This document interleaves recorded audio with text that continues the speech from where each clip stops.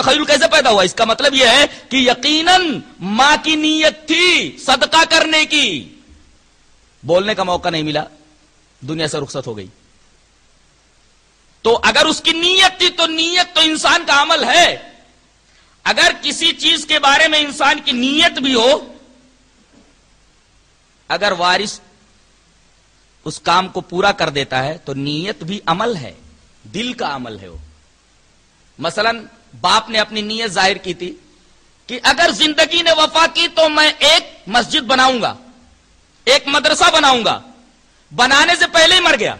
اب اگر وارث بیٹے اس کی طرف سے مسجد بناتے ہیں، اس کی طرف سے مدرسہ بناتے ہیں، تو اس کا ثواب باپ کو پہنچے گا، اس لیے کہ اس نے نیت کا اظہار کیا تھا. اور نیت بھی عمل ہے، وہ تو عمل قلب ہے، اس کے عمل کو دخل تھا. لہذا مسجد بنانے کا ثواب باپ کو پہنچے گا مرنے کے بعد، مدرسہ بنانے کا ثواب باپ کو پہنچے گا، اس لیے کہ اس کام میں میت کی نیت کا دخل تھا جو عمل قلب ہے.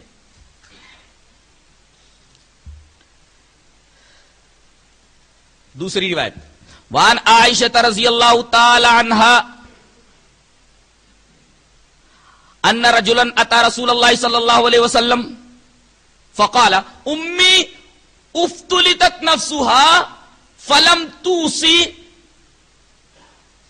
واظنها لو تکلمت تصدقت افلها اجر ان تصدقت عنها قال نعم رواہ مسلم فی کتاب الوصیہ. حضرت امام مسلم بھی اس حدیث پاک کو کتاب الوصیت میں لا رہے ہیں. اس کا مطلب یہ ہے کہ اس حدیث کا تعلق بھی وصیت ہی سے ہے.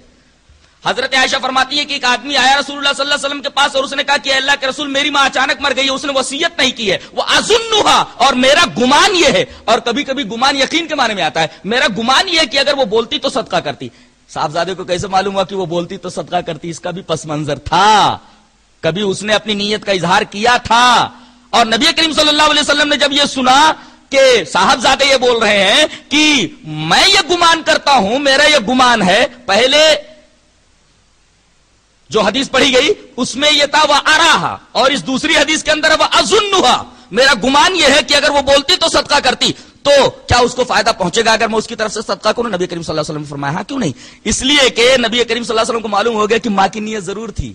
صاحبزادے بول رہے کہ اگر وہ بولتی تو صدقہ کرتی، لہذا عمل دخل ہو گیا نیت کا. اب اگر وارث مردے کی طرف سے کوئی مالی کام کرتا ہے، مالی ثواب پہنچاتا ہے، تو ثواب پہنچائے گا.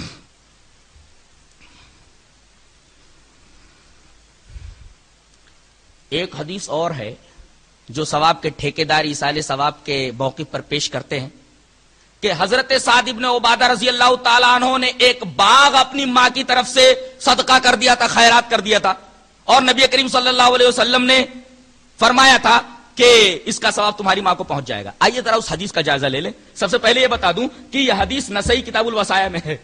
اب کتاب الوصایا میں امام نسائی لائے یہ حدیث کتاب الوصیت کے اندر آنا ہی اس بات کی دلیل ہے کہ اس کا تعلق وصیت سے ہے. پہلے حدیث پڑھتے، پوری سند کے ساتھ پڑھتا ہوں. وان سعید ابن عمرو ابن شرحبیل ابن سعید ابن سعد ابن عبادہ رضی اللہ تعالی عنہ ان ابیہ ان جدہ قال، یہ سند ہے پوری. خرج سعد بن عبادہ رضی اللہ تعالی عنہ مع رسول اللہ صلی اللہ علیہ وسلم فی بعض مغازیہ وحضرت امہ الوفاة بالمدینہ فقیل لها اوصی فقالت فیما اوصی المال مال سعد فتوفیت قبل ان یقدم سعد فلما قدم سعد ذکر ذلك فقال یا رسول اللہ فهل ينفعها ان اتصدق عنها قال النبي صلى الله عليه وسلم نعم فقال النبي صلى الله عليه وسلم نعم فقال سعد لحایة كذا وكذا لحایة كذا وكذا صدقة عنها لحایة سما رواہ النسائی فی کتاب الوصایا. یہ پوری کی پوری روایت سند کے ساتھ آپ حضرات کے سامنے پیش کر دی گئی. حضرت سعد ابن عبادہ رضی اللہ تعالیٰ عنہ کا واقعہ کیا ہے اس حدیث میں بالکل واضح کر دیا گیا ہے. حضرت سعد ابن عبادہ کے بارے میں ہے کہ یہ رسول اللہ صلی اللہ علیہ وسلم کے ساتھ ایک غزوے میں چلے گئے تھے، ایک لڑائی میں چلے گئے تھے. ان کی ماں بیمار ہو گئی تھی، اور اس سے پہلے کہ حضرت سعد ابن عبادہ مدینہ آئے، مدینہ ہی میں ان کی والدہ کا انتقال ہو گیا. حضرت امہ الوفاة بالمدینہ، موت ان کی ماں کو آ گئی مدینہ ہی کے اندر، قبل ان یقدم سعد، اس سے پہلے کہ سعد آ جائیں. فلما قدیم سعد، جب حضرت سعد رضی اللہ تعالیٰ تشریف لائے اور انہیں پتا چلا کہ میری ماں کا انتقال ہو گیا ہے، تو نبی کریم صلی اللہ علیہ وسلم کے پاس آئے اور کہا کہ اے اللہ کے رسول، آپ کو معلوم ہے کہ میں آپ کے ساتھ غزوے میں چلا گیا تھا اور میری غیر موجودگی میں میری ماں کا انتقال ہو گیا، تو کیا میں ان کی طرف سے اگر کوئی صدقہ کروں فہل ینفعها، تو ان کو اس صدقے کا نفع پہنچے گا؟ تو نبی کریم صلی اللہ علیہ وسلم نے فرمایا نعم، ہاں ثواب پہنچے گا. تو حضرت سعد ابن عبادہ نے کہا فلاں باغ، حائط مانے دیوار یعنی باغ، فلاں باغ اس طریقے کا، لحایت کذا و کذا صدقۃ عنہا، میں نے فلاں فلاں باغ اپنی ماں کی طرف سے صدقہ کر دیا. لحایت سما، ایک باغ کا نام انہوں نے لیا، یہ باغ میں نے اپنی ماں کی طرف سے صدقہ کر دیا. یہ پوری حدیث ہے. لیکن اسی حدیث کے اندر اس شبہے کا جواب موجود ہے. جب ان کی ماں مرض الموت میں گرفتار ہوئیں تو لوگ آئے، کچھ عورتیں آئیں، کہنے لگیں فقیل لہا اوسی، وصیت کر دو، وصیت کر دو، اوسی، کہنے لگے فیما اوسی، کس چیز میں وصیت کروں؟ المال مال سعد، مال تو پورا میرے بیٹے سعد کا ہے، مال میرا ہوتا تو میں صدقہ کر دیتی، میری تو نیت ہے، کس چیز کی وصیت کروں میں؟ مال تو سعد کا مال ہے، المال مال سعد، فتوفیت، انتقال ہو گیا ان کا.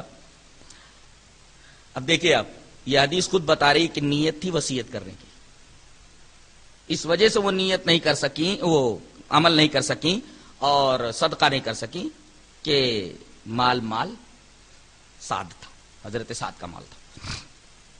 لہذا یہ دلیل بھی ایصال ثواب کے موقع پر یہ حدیث بھی دلیل نہیں بن سکتی. ایک حدیث اور ہے کہ نبی کریم صلی اللہ علیہ وسلم نے اپنی امت کی طرف سے قربانی کی. آئیے اس حدیث کو بھی دیکھ لیتے ہیں. حدیث اس طرح ہے، وعن جابر بن عبد اللہ رضی اللہ تعالی عنہ قال شہدت مع رسول اللہ صلی اللہ علیہ وسلم الاضحى في المصلى فلما قضى خطبته نزل من منبره واتي بكبش فذبحه رسول الله به وقال بسم الله الله اکبر هذا عني وام من لم يزح من امتی، رواہ ابو داؤد فی کتاب الضحایا. حضرت امام ابی داؤد اس حدیث پاک کو جہاں قربانیوں کا بیان ہے کتاب الضحایا کے اندر اس حدیث کو لائے ہیں. ترجمہ کیا ہے؟ حضرت جابر بن عبداللہ فرماتے ہیں کہ میں بقرعید میں عیدگاہ میں نبی کریم صلی اللہ علیہ وسلم کے ساتھ تھا، حاضر تھا وہاں. جب آپ نے خطبہ ختم کیا، منبر سے اترے تو آپ کے سامنے ایک میڑھا لایا گیا اور آپ نے اس میڑھے کو، اس کبش کو اپنے ہاتھ سے ذبح فرمایا. اور کیسے ذبح کیا آپ نے؟ کہا بسم اللہ اللہ اکبر، یہ میری طرف سے ہے اور میرے ان امتیوں کی طرف سے ہے جنہوں نے قربانی نہیں کی. یہ حدیث ایصال ثواب کے بارے میں دلیل کیسے بن سکتی ہے؟ یہاں تو نبی کریم صلی اللہ علیہ وسلم نے ان امتیوں کی طرف سے کی ہے قربانی جو قربانی نہیں کر سکے، چاہے وہ زندہ ہوں یا مردہ ہوں. پہلے جو گزر چکے وہ بھی اس قربانی میں شامل، جو موجود ہیں جن کے پاس قربانی کرنے کی طاقت نہیں ہے وہ بھی اس میں شامل، اور وہ لوگ بھی اس میں شامل ہیں جو تاحال عالم وجود میں آئے ہی نہیں، قیامت تک آنے والے امتیوں کے لیے جن کے پاس قربانی کی استطاعت نہیں ہے.